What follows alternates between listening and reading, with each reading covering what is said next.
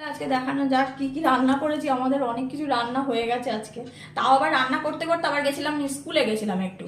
বাবানের একটা বন্ধুর মা এসেছিল, বাবান অক্সিলিয়ামে, বারাসত অক্সিলিয়ামে যখন পড়তো সেই ওখানকারই একটা বাবানের ফ্রেন্ড এসছে এখানে। ওরা ট্রান্সফার মানে দাদা ট্রান্সফার হয়ে গেছে এখানে আর কি, মানে ভর্তি করবে। তাই অ্যাডমিশনের জন্য কথা বলার জন্য বাবা বললো তুমি তো এখানে চেনো, তা একটু স্যারের সঙ্গে কথা বলিয়ে দেবে। তা আবার সে গেছিলাম, সব কিছু করে রেখে গেছিলাম, পালং শাকটা বসিয়ে দিয়েও গেছিলাম। বাড়ি এসে সেটাকে তাড়াতাড়ি করে নাড়িয়ে চাড়িয়ে এখন সব কিছু গুছিয়ে গাছিয়ে রেখেছি। এবার সব খাওয়া দাওয়া করবো। ছেলেও স্কুলে গেছিলো, স্কুল থেকে বাড়ি এসছে, এসে এবার দেরিও হয়ে গেছে অনেকটা, এবার খেতে দেওয়া হবে। কি আছে দেখুন কি কি আছে।